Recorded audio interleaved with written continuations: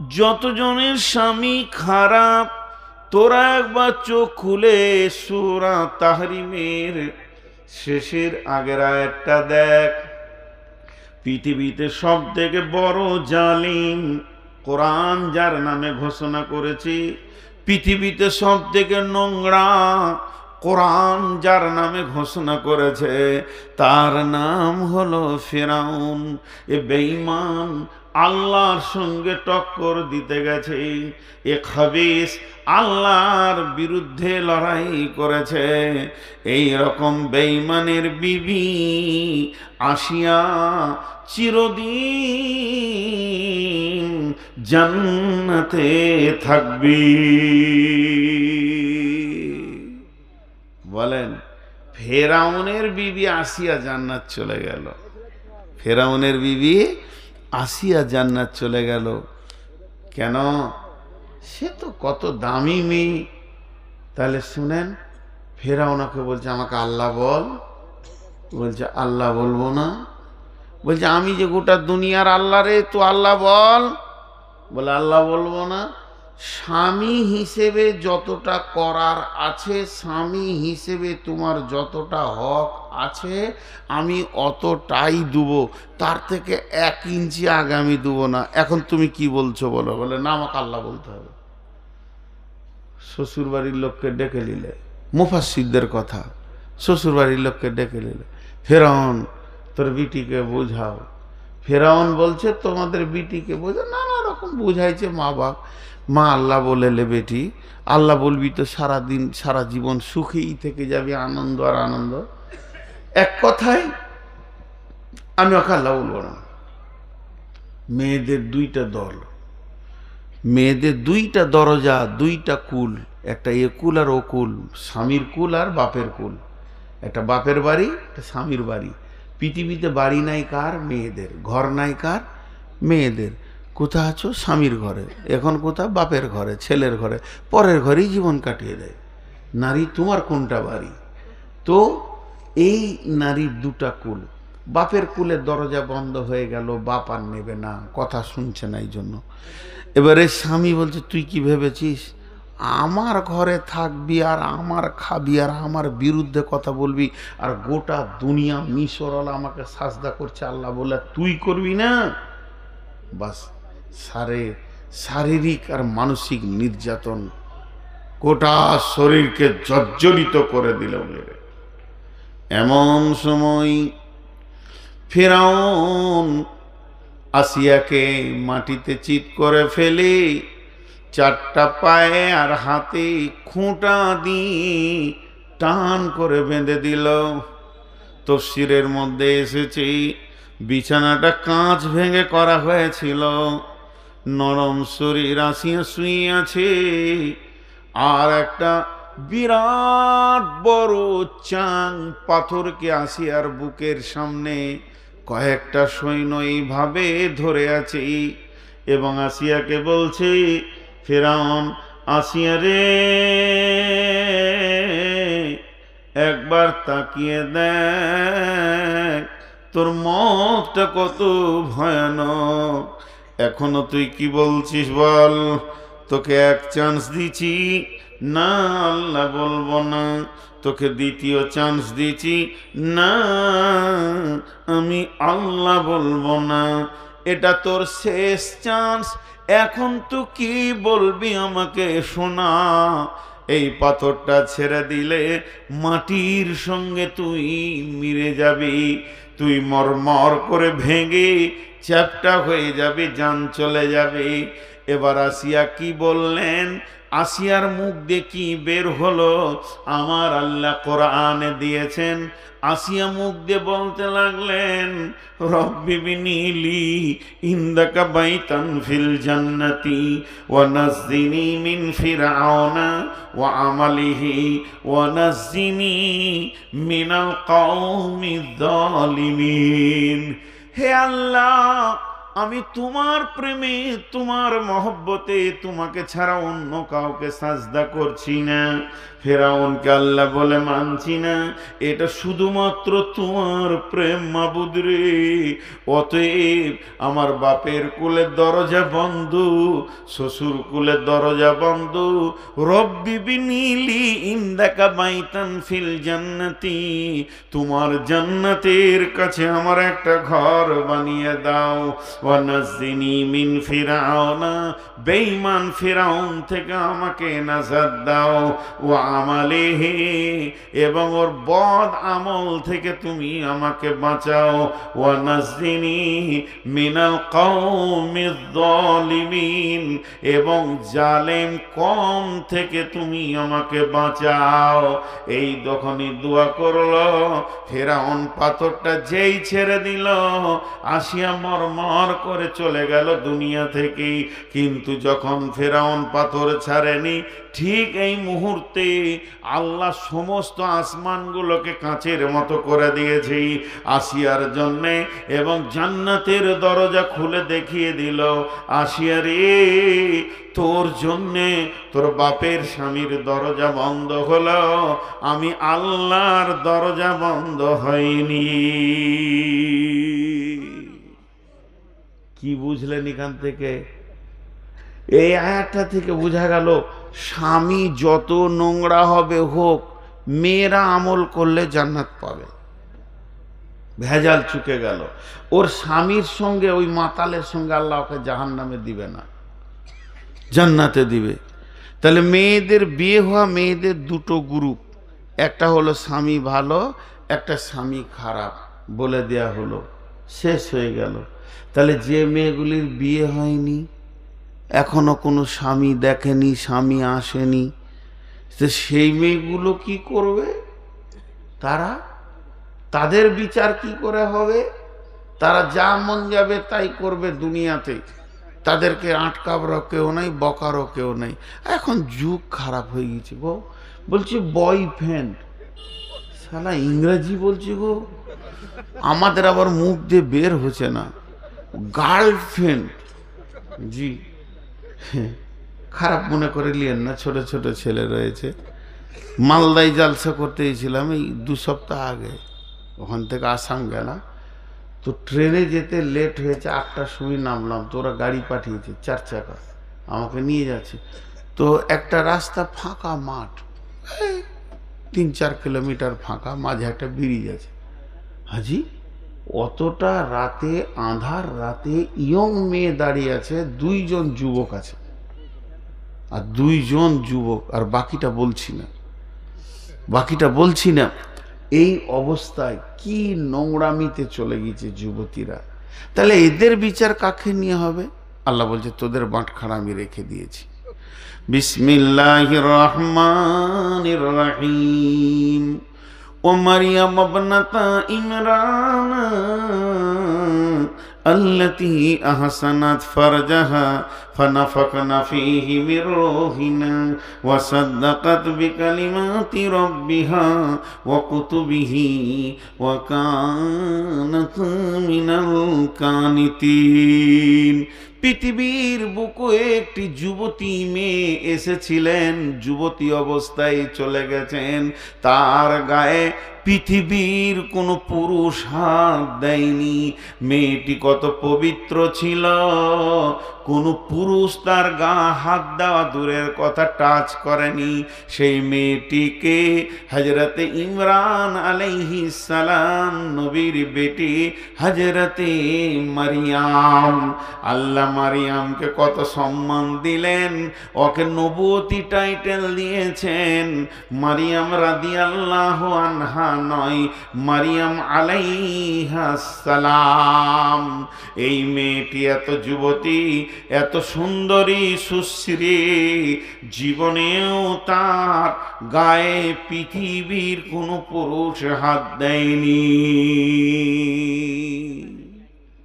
মসজিদে থাকতো পাশে, গোসলখানায় গোসল করত। জি, বড় দুঃখ লাগে, আমাদের ঘরে ফেরেশতা ঢুকবে, আমাদের যে ঘরগুলো আছে ফেরেশতা ঢুকবে, কেন ঢুকবে না? 28 বছর বিয়ে করেছে, ফরজ গোসল জানে না গো। তাহলে ওই ঘরটা তার ফেরেশতা ঢুকবে? কি নোংরা করে রেখে দিয়েছে দু বুড়ো বুড়ি। 8টা ছেলে বানিয়ে দিলে কিন্তু ফরজ গোসল জানে না, একটা ঘর নষ্ট। বেটাটা যদি কলেজে পড়ে তো সব নায়িকার ছবিগুলো টেঙে রেখেছে ঘরে, বিটিটা কলেজে পড়ে তো খেলার প্লেয়ার আর নায়কের ছবিতে ভর্তি। তাহলে ও ঘরটাও ফেরেশতা দুটো ঢুকলো না। আর একটা ঘর রয়েছে যদিও, তো ওখানে আবার এলসিডিটা চলছে সারা দিন রাত, ঝুমুক ঝুমুক করে বাজ। তাহলে এ ঘরটা আমার নষ্ট। তাহলে কোথায়? তাহলে বটুখানাটা মনে হয় ভালো আছে। মাথা খারাপ, পার্টির নেতার ছবি কটা ওইখানেই রেখেছে ও, আবার তৃণমূল করে। আর এখন তৃণমূল করে মানে ও জান্নাতের লোক, ও জাহান্নাম যাবে না। বাস এই হয়ে গেছে কাণ্ড। এতে নেতাদের অবস্থা হয়েছে ব্যাঙের মতো। ব্যাঙ বুঝেন? এক ব্যাঙের বিয়ে হবে, তো মশার কাছে ধার নিয়েছে টাকা, বিরাট আয়োজন, তো 15 টাকা ধার নিয়েছে। কত বলেন? 15 টাকা। বিয়ে হয়ে গেল, 72 ডজন ছেলে হয়েছে ওর। পুকুরের ধারে বসে রয়েছে জলাশয়ে, আর সেই ব্যাঙ্গাচিগুলা কিল কিল কিল কিল কিল কিল করছে আর কি। হ্যাঁ, আর এমনি করে করে দেখছে ঠান্ডা থেকে। এবার মশাটা কানের কাছে গিয়ে বলছে পন পন পন পন, 15 টাকাটা দে, বিয়ে করলি বেটা বিটি হলেও চোখ ঠান্ডা হয়েছে, তো আমার টাকাটা দে। তখন ও বড় গাল করে বলছে কবে দিয়েছিলি? আর দিবে না, টাকা ঝেড়ে দিচ্ছে। ব্যাঙ দেখছি, হ্যাঁ মশা দেখছে, তোকে আমি কাবু করতে পারবো না, আমার দ্বারা হবে না। তা সাপের সঙ্গে দেখা করে বলছে ভাই বিচারটা করে দে, বিয়ের আগে টাকা নিলে গো, এতগুলা ছেলে করিয়ে দিলে কিন্তু এখন টাকা শোধ দিচ্ছে না। বলছে কোথার রয়েছে, কোথা খুব ইষ্ট। বলো ওই পুকুরের ধারেই বসে রয়েছে, বেটা বিটি দেখছে। আর এমনি করে যে ব্যাংকটাকে যখন সাপে ধরেছে, তখন খালি বলছে বাপ লে, এবার টাকা লে। মশা বলছে টাকা লাগবে না, তোকে যে ধরেছে না, হাপড়ে ধরেছে মাথা, ঠ্যাং লড়িয়ে যাবি কোথা, জবার বলবি বাপ লে, তো আবার ভিতরে যাবি, ওপরে আর আসবি না। তা নেতারা দৌড়ে দৌড়ে ঘুরবার বলবে কই গো খালু কেমন আছো, ভোটের আগে। ঠিক মনে হবে যেন যে বড় শালিটারই বেটাও, আমার ছোট শালির নিজের বেটা। কই গো খালু কোথা রয়েছে, তোর মা আমার শালি রে, ভোট নিবে। আর ভোট যখনই হয়ে গেল কম, আবার 2 দিন পর যখন ট্যাঙ্গে বাড়ি পড়ছে তখন বলছে লে, এই তো নেতাদের জীবন। তো আল্লাহ তাবারাক ওয়া তাআলা মারিয়াম আলাইহিস সালামকে কেন্দ্র করে কত দামি কথা বলছে শুনেলেন। মা আমার, বোন আমার, আমাদের ঘরগুলি এত নোংরা, ফেরেশতা ঢুকবে না। ও মারিয়াম, মারিয়াম রে, ও মা মারিয়াম, তোমার কি সম্মানী কথা বলবো, তুমি যে কত দামি, তুমি যে কত সম্মানী, কোন দিকটা তোমার বলবো খুঁজে পাই না। তুমি গোসলখানায় আছো, গোসলখানাতে মহিলা থাকলে পরিপূর্ণ শরীরে কাপড় থাকবে না। গোসলখানার দরজা লাগানো আছে, গোসল শুরু হয়ে গেছে, পৃথিবীর কোনো পুরুষ তার গায়ে হাত দিল না। অথচ গোসলখানায় যখন ঢুকেছে দেখছে সুন্দর একটি সুশ্রী যুবক গোসলখানার দরজার পাশেই দাঁড়িয়ে রয়েছে। মারিয়াম তাড়াতাড়ি গায়ে কাপড়টা নিয়ে বলছে, হে যুবক তুমি বেরিয়ে যাও, আল্লাহ এই যুবক থেকে তুমি আমাকে বাঁচাও। যুবক তখন মুখ খুলে বলছে, আমার লিঙ্গ নাই, আমার সেক্স নাই, আমি তো মানুষ নই, তুমি দেখছো মানুষ, কিন্তু আমি জিবরাইল, আমাকে আল্লাহ পাঠিয়েছে তোমার সঙ্গে মোলাকাত করতে, তাই আমি মানুষের রূপ ধারণ করে এসেছি, যুবকের রূপ ধারণ করেছি, আমি তো তোমার গায়ে হাত দিব না। এ মারিয়াম তুমি কত দামি, তোমার কাছে আল্লাহ খবর পাঠিয়েছে, আমি খবরটা দিতে এসেছি, খবরটা লাও সুসংবাদ, তুমি সন্তানের মা হবি। তখনই মারিয়াম লম্বা জিভ বের করে বলছে, আমাকে কোনো পুরুষ দেখলো না, আমাকে কোনো পুরুষ চিনল না, আর আমি সন্তানের মা হব, এই লজ্জাটা কোথায় রাখি রে জিবরাইল? জিবরাইল বলল, মারিয়াম, ইজ্জতের মালিক আল্লাহ, বেইজ্জতের মালিক আল্লাহ। সন্তানটা হলে তোমার সম্মান বাড়বে, বরং সম্মান কমবে না। জিবরাইল ফুঁক মেরে দিলে, ফানাফাকনা ফীহি মির রূহিনা, ওর গায়ে যখনই ফুঁক মেরে দিলে তো 9 মাসের হয়ে গেল। সঙ্গে সঙ্গে চলে যাও তুমি জঙ্গলে, খেজুর গাছে খেজুর নাই, ওই ডাল ধরো, লড়াও, আপনা আপনি আল্লাহর কুদরতে খেজুর পড়বে। খেজুর পচে, খেজুর খাও আর পানি খাও। এখান থেকে বড় বড় মুফাসসিররা বলছে, যদি কোনো আমার বেটি প্রেগন্যান্ট অবস্থায় থাকে, পেটে বাচ্চা থাকে, ওর প্রথম খাবার হচ্ছে খেজুর আর পানি। সমস্ত যা যা দরকার বাচ্চা হতে আল্লাহ সব দেবে অতি। তো খেজুর খাও আর পানি খাও। খেলো।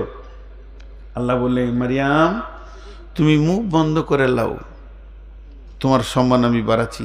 কচি বাচ্চা কথা বলছে, কচি বাচ্চা কথা বলে। 4টা কচি বাচ্চা কথা বলেছে, হাদিসের মধ্যে আছে, তাফসীরে আছে।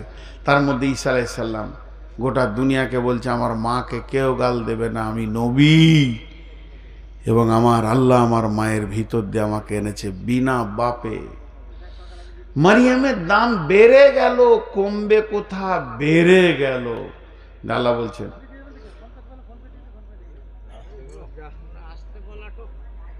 কাউকে কিছু বলবো না, বললেই তো মারবে।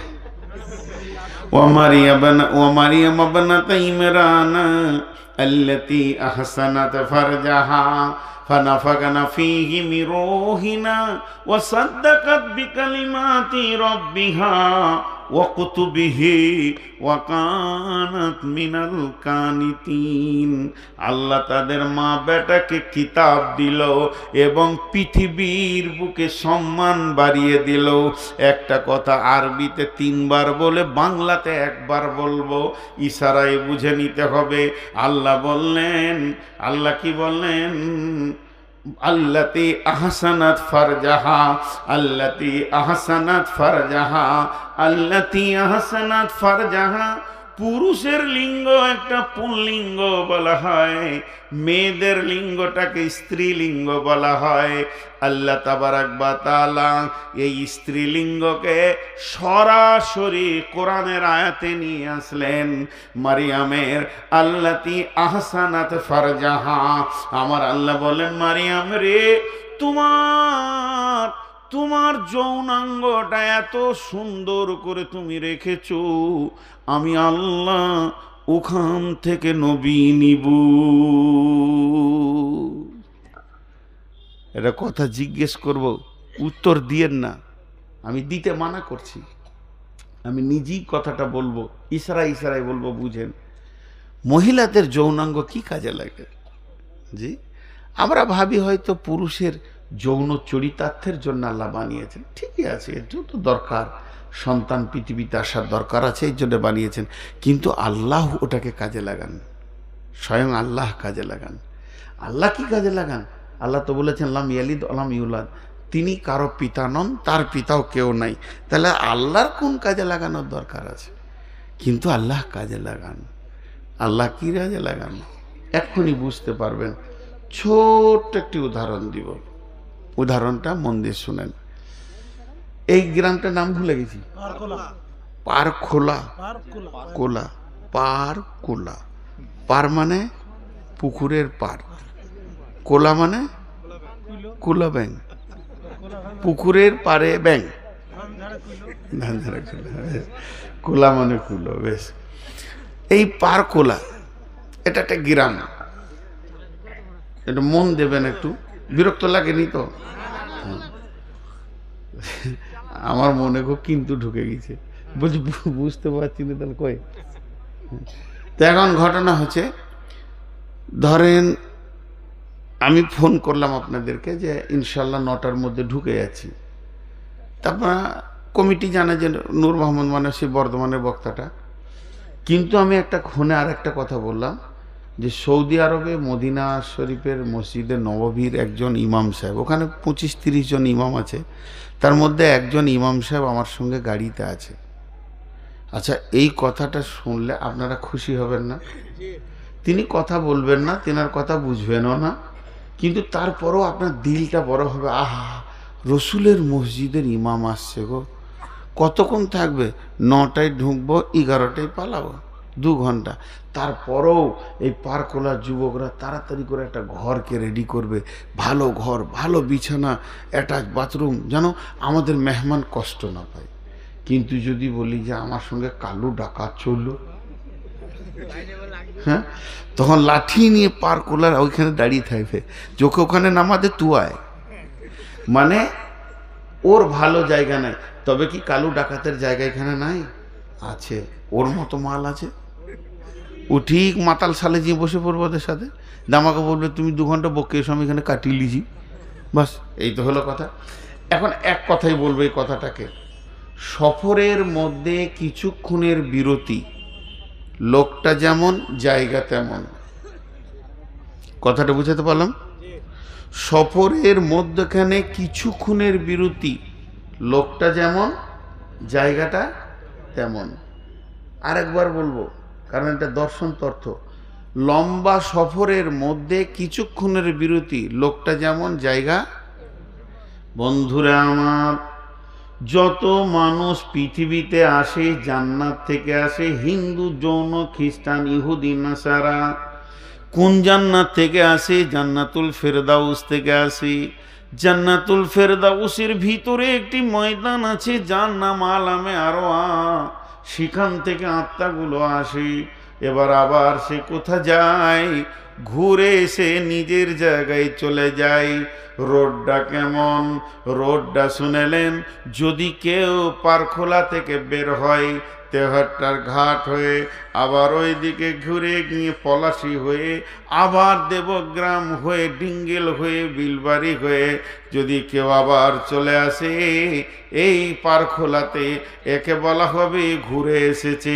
মধ্যখানে জানালেন ওই পলাশিতে কিংবা কোনো একটা জায়গায় মাত্র 1 ঘন্টা দাঁড়িয়েছে, তার বেশি দাঁড়ায়নি, গাড়িটা এরকম ঘুরছে। তেমনি আমাদের ঘোরার সফর চলছে।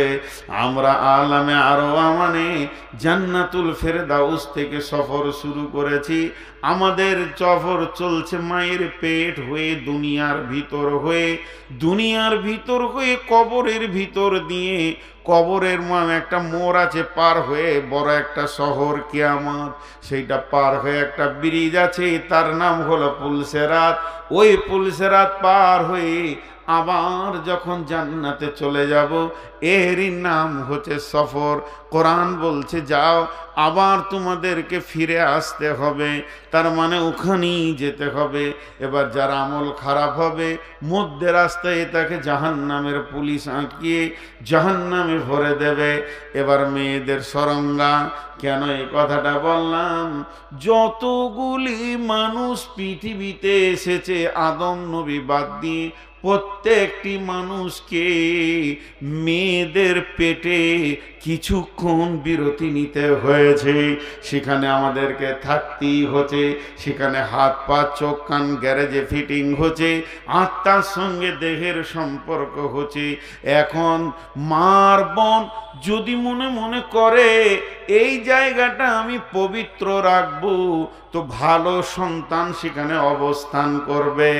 যদি কোনো আমার বেটি লুচ্চাকে দিয়ে তার সরঙ্গাকে নোংরা করে দেয়, বিনা লাইসেন্সে পুরুষ দিয়ে, বিনা মহারানায়, বিনা বিয়েতে যদি সে নোংরা করে দেয়, সরঙ্গাটাকে যদি সে শেষ করে দেয়, তাহলে জেনে এলেন ওই পেটের ভিতরে ভালো সন্তান আল্লাহ পাঠাবেন না।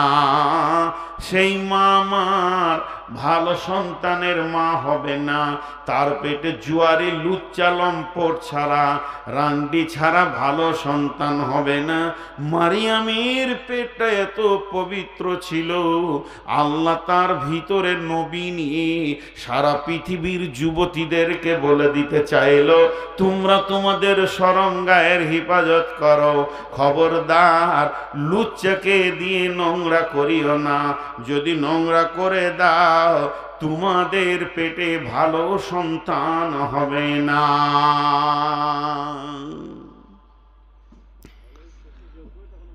বুঝাতে পারলাম? তাহলে মেয়েদের 3টে ক্যাটালগ বলা হয়ে গেল, 1 মিনিটে বলে দিব।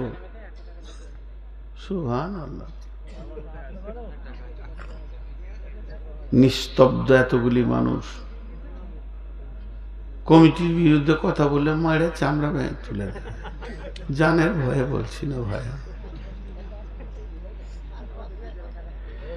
নদিয়াতে বেশ কিছু জায়গা থেকে আমাকে ফোন করেছে ডেটের জন্য, অনেক মানে কষ্ট হয় আর কি, ভালো লাগে। বেশ কিছু গাঁ আছে তারা অনেক ভালো ব্যবহার করে। তো যে কথাটা আমি আজকে আপনাদেরকে বললাম, 1 মিনিটে গোটা বক্তব্যটা বলবো, 1 মিনিটে, 1 মিনিটে গোটা বক্তব্যটা বলবো। তার মানে মেয়েদের 3টি ক্যাটালগ। যদি কেউ মনে করে আমার স্বামী ভালো দে জান্নাত যাব, হবে না। নূহ লুতের বিবি জাহান্নাম যাবে। তুমি নিজে আমল করে নিজের পায়ে দাঁড়াও। কেউ যদি আবার চিন্তিত হয় যে আমার স্বামীটা খারাপ, তাহলে আমি কি জাহান্নাম যাব, হবে না। তুমি ইমানদার থাকবে, আল্লাহ তোমার সাথে বেইনসাফি করবে না, তোমাকে জান্নাতে দেবে। স্বামী বেঈমানি করেছে, সে আল্লাহর কাছে বুঝে নেবে। যুবতীরা ভাবছে আমরা কি ফিরি, বলে না, আমি মারিয়ামকে রেখেছি তোমাদের বিচার করার জন্য, অতএব তোমরা হুঁশিয়ার হয়ে যাও। এতগুলি মেয়ে পৃথিবীতে আসলো, কোটি কোটি কোটি কোটি মেয়ে আসলো আর চলে গেল, এরপরও আসবে। মেয়েদের মধ্যে একটাও নবী নেই, মেয়েদের মধ্যে একটাও নবী নাই। মেয়েদেরকে নবী করা হয়নি, কারণ তবলিগের দায়িত্বটা মেয়েদের নাই, তবলিগের দায়িত্বটা মেয়েদের নাই, পুরুষের আছে। তবে 4 জন মেয়েকে আল্লাহ নবুয়তি টাইটেল দিয়ে সম্মানী করেছেন, 4 জন মেয়ে। সেই 4টি মেয়েকে, ওই 4টি মেয়ে হলো, 1 নম্বরে হাওয়া আলাইহিস সালাম। হাওয়া আলাইহিস সালাম, হাওয়া এমন একজন মহিলা, পৃথিবীর প্রথম মহিলা। আল্লাহ একে নবুয়তি টাইটেল দিয়ে সম্মানী করেছেন। 2 নম্বর হলো মারিয়াম আলাইহিস সালাম। মারিয়াম নিজের চোখে জিবরাইলকেও দেখলেন, আর আল্লাহ তাকে নবুয়তি টাইটেল দিয়ে সম্মানী করলেন। 3 নম্বর হলো আসিয়া আলাইহিস সালাম, যার বুকে পাথর দিয়ে ফেরাউন মারলে, বেঈমান মেরে দিল, শহীদ করে দিল। মেয়েটিকে আল্লাহ নবুয়তি টাইটেল দিয়েছেন। 4 নম্বরে হলো হযরতে হাজেরা আলাইহিস সালাম। হাজেরা যখন সাফা মারওয়া ধরেছিলেন, নিজের চোখে জিবরাইলকে দেখেছিলেন। জিবরাইল যেন ইসমাইলের পায়ের কাছে গুরহালি মেরে জমজমের পানি তুলেছিল। অতএব বন্ধুরে, মেয়েদেরকে আল্লাহ নবুয়তি টাইটেল দিয়ে সম্মানী করেছেন। আল্লাহ সূরা বাকারায় বলছেন, হুন্না লিবাসুল লাকুম ওয়া আনতুম লিবাসুল লাহুন্না। এই আয়াতটা তাফসীর করে আজকের মতো সমাপনী দেব, পুরো 2 ঘন্টা হয়ে যাবে।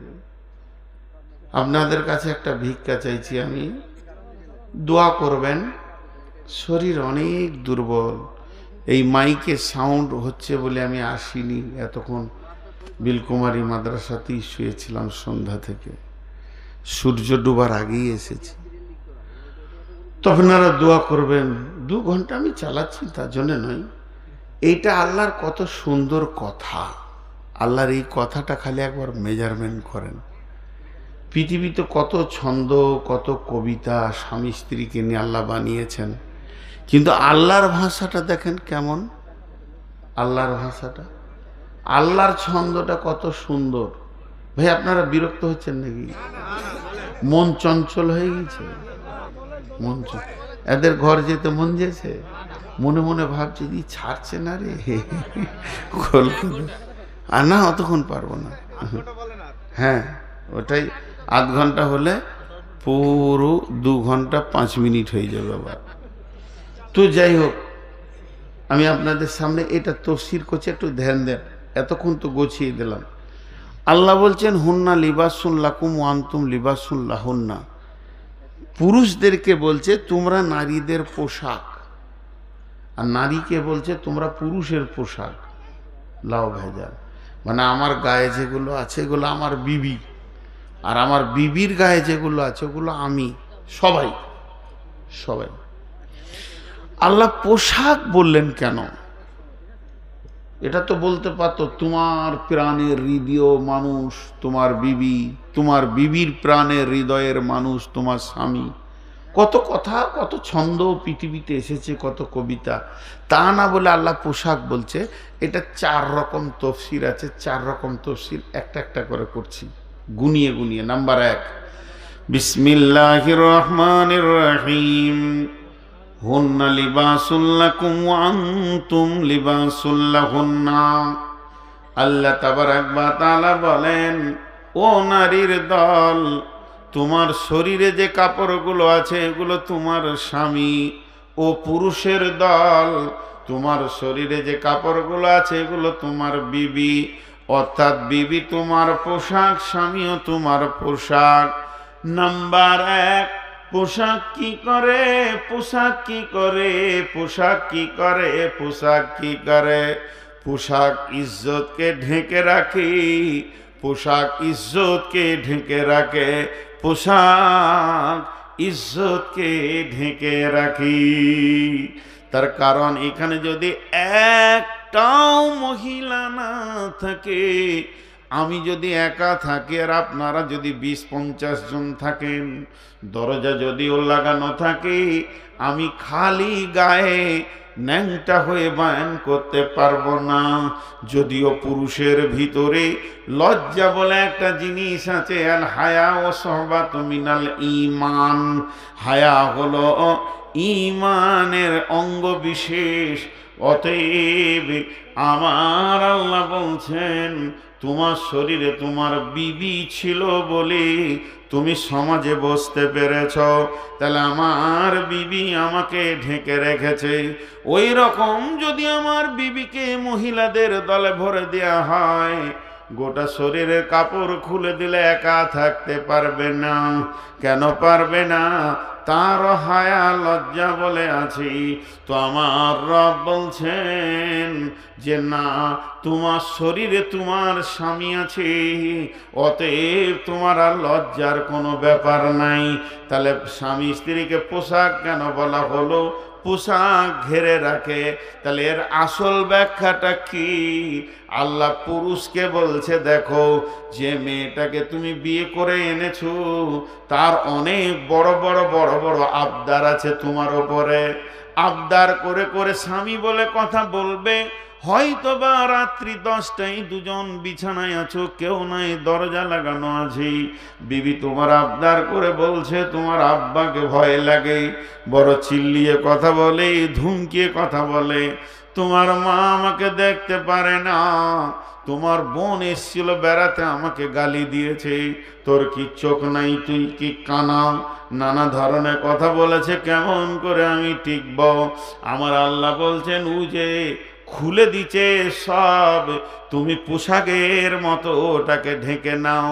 সকালবেলা হয়েছে, তুমি যদি তোমার আব্বাকে বলো, আব্বা বৌমা তোমার বিরুদ্ধে কথা বলেছে, মা বৌমাকে দেখতে পারো না, বোনকে বলছে খবরদার আমার ঘর আসবি না, তোর ভাবিকে তুই গালি দিয়েছিস, সংসারের অশান্তি হয়ে যাবে। অতএব আমার আল্লাহ বলছে, পোশাক যেমন ইজ্জতকে ঢেকে রাখে, তোমার বিবি তোমাকে যাই বলুক আবদার করে, ওগুলোকে তুমি ঢেকে নিবে, ট্যাকেল করবে।